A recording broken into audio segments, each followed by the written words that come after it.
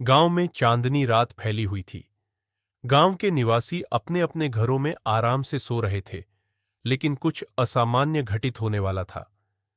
आज शालिनी पहली बार ससुराल से मायके आई थी। ससुराल वालों ने शालिनी के साथ बहुत सारे उपहार और मिठाइयां भेजी थीं। शालिनी की मां ने आनंद को यह जिम्मेदारी दी कि वह इन मिठाइयों को पूरे गांव में बांट दे।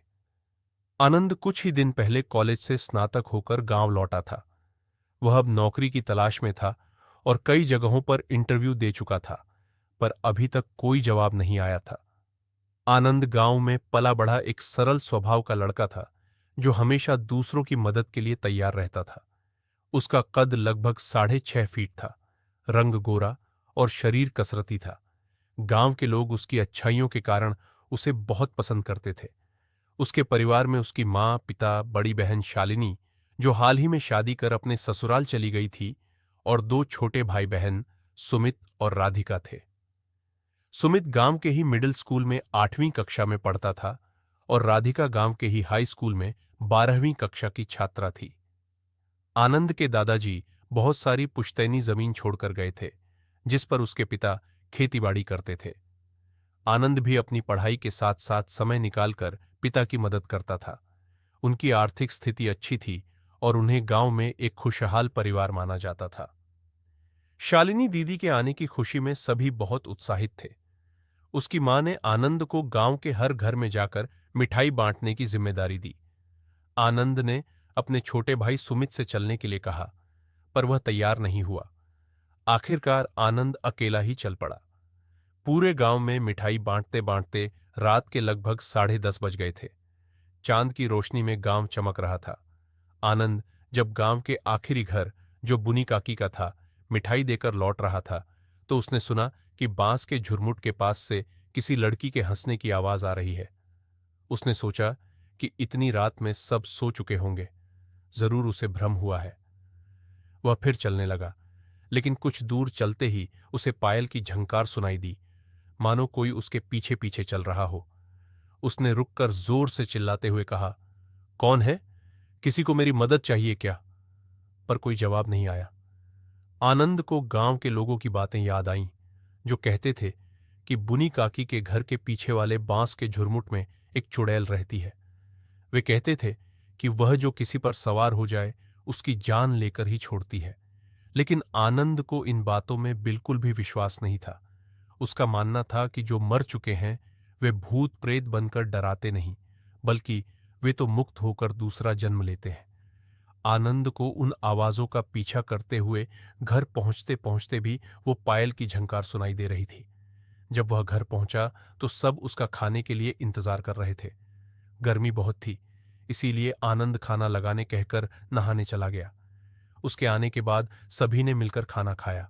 खाने के बाद दीदी ने उसे कपड़े दिए जो वह अपने साथ लाई थी। आनंद खुश हुआ। रात में वह अपने छोटे भाई सुमित के साथ छत पर सोने चला गया।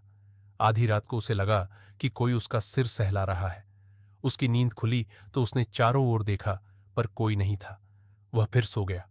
सुबह सुमित ने उसे जगाया और कहा, भैया नीचे चलो, देखो तो कौन आया है। सुबह सुबह मूड खराब मत कर छोटे, बताना कौन आया है। आनंद जम्हाई लेते हुए बोला, जीजाजी और उनकी बहन रानी आई हैं, और वो भी आई है। कौन? आनंद ने पूछा। अरे वही तुम्हारी छिपकली, मतलब पायल, कहकर सुमित दौड़ते हुए नीचे भाग गया। आनंद के चेहरे पर हल्की सी मुस्कान आई। वह भी नीचे चला गया। उसने जीजाजी को प्रणाम किया और उनका हालचाल पूछा। वहां पायल भी थी, जो आनंद से अपनी खबर पूछने का इंतजार कर रही थी। लेकिन आनंद उसे बस एक नजर देखकर आगे बढ़ गया और रानी से हाल समाचार लेने लगा। पायल को यह बुरा लगा, लेकिन उसने कुछ नहीं कहा। रानी ने आनंद से उसकी नौकरी के बारे में पूछा। तभी जीजाजी ने घोषणा की कि वे सबको शहर में सिनेमा दिखाने ले जाएंगे। तारा, जो पायल की पक्की सहेली थी, उसे भी चलने के लिए कहने लगी। पायल मां के साथ मिलकर रसोई में नाश्ता बनाने चली गई। जब सब नाश्ते की टेबल पर थे, तो आनंद की मां ने पायल को भी खाने के लिए कहा, पर उसने मना कर दिया। चाची, आप जानती हैं ना, मैं अगर मौसी के साथ नहीं खाती तो वह भूखी रह जाती है, इसलिए मैं घर जाकर नाश्ता करूंगी, पायल ने कहा। माँ ने उसे समझाया कि नाश्ता करने के बाद तैयार होकर वे सब साथ में सिनेमा देखने जाएंगे। पायल ने कहा कि वह नहीं आएगी। तारा ने धमकी दी कि अगर पायल नहीं जाएगी तो वह भी नहीं जाएगी। आखिरकार पायल को मानना पड़ा। जब पायल जाने लगी तो आनंद ने उसे पीछे से आवाज लगाई, अरे छिपकली, रुक। कहते हैं कि घर का अन्न छोड़कर नहीं जाना चाहिए, वरना सारा दिन भूखे रहना पड़ता है। इस पर पायल ने मुस्कुराते हुए कहा, आप भी ना बात बात में उलझा देते हैं। ठीक है, कुछ खा लेती हूं। दिन बीता और शाम को जब सब सिनेमा देखने गए, आनंद का ध्यान लगातार पायल पर था। लौटते समय सब बहुत खुश थे, लेकिन पायल थोड़ी गंभीर लग रही थी। आनंद ने उससे पूछा, क्या हुआ, सब ठीक तो है? पायल ने कोई जवाब नहीं दिया, बस उसकी ओर एक बार देखा और आगे बढ़ गई। अगले दिन आनंद के पिता ने उसे खेत में जाने का आदेश दिया। खेत में काम करते करते दोपहर हो गई। अचानक उसे लगा कि कोई उसके पीछे खड़ा है। उसने मुड़कर देखा तो वहां कोई नहीं था। वह फिर से काम में लग गया, लेकिन कुछ देर बाद उसे ऐसा महसूस हुआ जैसे कोई उसके बहुत करीब आकर उसे छूने की कोशिश कर रहा है। वह पीछे मुड़ा तो एक छाया को देखा जो हवा में लहराते हुए गायब हो गई। आनंद को अब डर लगने लगा था, लेकिन उसने खुद को समझाया कि शायद यह उसका भ्रम है। शाम को जब वह घर लौटा तो उसकी मां ने बताया कि पायल का घर लौटते समय एक्सीडेंट हो गया है। यह सुनते ही आनंद का दिल बैठ गया। वह तुरंत उसके घर की ओर भागा। वहां जाकर उसने देखा कि पायल बेहोश थी और उसकी हालत गंभीर थी। डॉक्टर ने कहा कि वह शायद अब बच न सके। आनंद को यह बात झकझोर गई। वह रात भर उसके बगल में बैठा रहा, लेकिन फिर उसे अचानक कुछ महसूस हुआ। पायल की सांसें वापस आ गई थीं और वह उसकी ओर देखकर मुस्कुरा रही थी, लेकिन उसकी आंखें कुछ अलग थीं। उनमें एक अजीब सी चमक थी। आनंद ने पूछा, तुम ठीक हो? पायल ने धीमे से कहा, तुम्हारे बिना कभी नहीं। आनंद को उसकी आवाज में एक अजीब सा परिवर्तन महसूस हुआ। वह कुछ और कहता, तभी पायल ने अचानक उसका हाथ पकड़ लिया। मैं तुम्हें छोड़कर कहीं नहीं जाऊंगी, उसने फुसफुसाते हुए कहा। आनंद को अब यकीन हो चुका था कि पायल में कोई और शक्ति आ गई है। उसकी आंखों के सामने ही पायल ने एक डरावनी हंसी के साथ कहा, आनंद, अब मैं तुम्हें कभी नहीं छोड़ूंगी। इस वाक्य के साथ ही पायल का शरीर कांपने लगा। उसकी आंखें उलट गईं और उसके मुंह से अजीब सी आवाजें निकलने लगीं। आनंद डर के मारे पीछे हट गया। उसने महसूस किया कि वह कोई और नहीं बल्कि वह चुड़ैल थी जो बुनी काकी के घर के पीछे वाले बांस के झुरमुट में रहती थी। आनंद को अब समझ में आ चुका था कि वह चुड़ैल उसी के पीछे थी। पायल बस एक माध्यम थी। अगले दिन गांव में यह खबर फैल गई कि पायल अब सामान्य नहीं रही। उसके घर के लोग भी उसके व्यवहार में बदलाव देख रहे थे।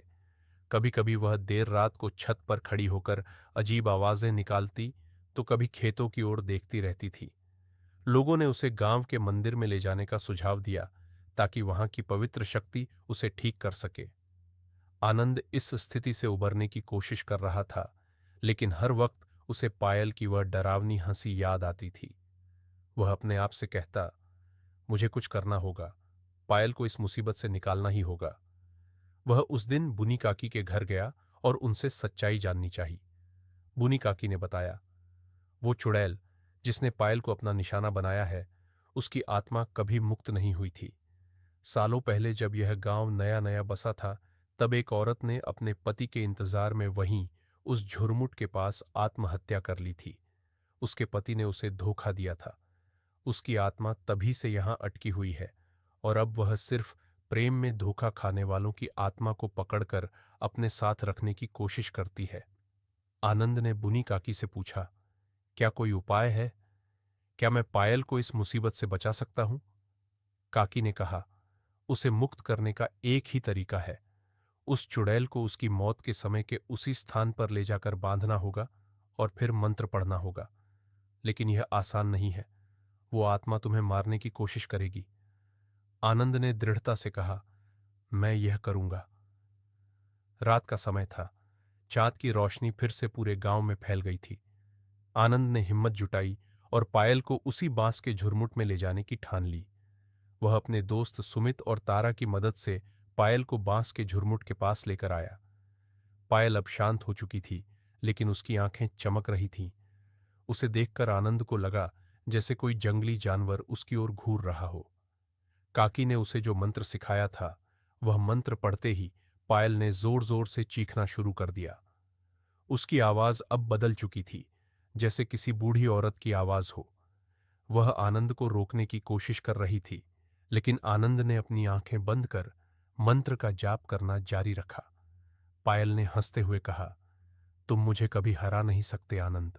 मैंने बहुतों को ऐसे ही मारा है, तुम भी उनमें से एक हो जाओगे। आनंद ने उसकी ओर देखा और एक बार फिर पूरी ताकत से मंत्र पढ़ना शुरू कर दिया। पायल ने अचानक जोर से चीख मारी और उसके शरीर से एक धुएं का गुब्बार निकलने लगा।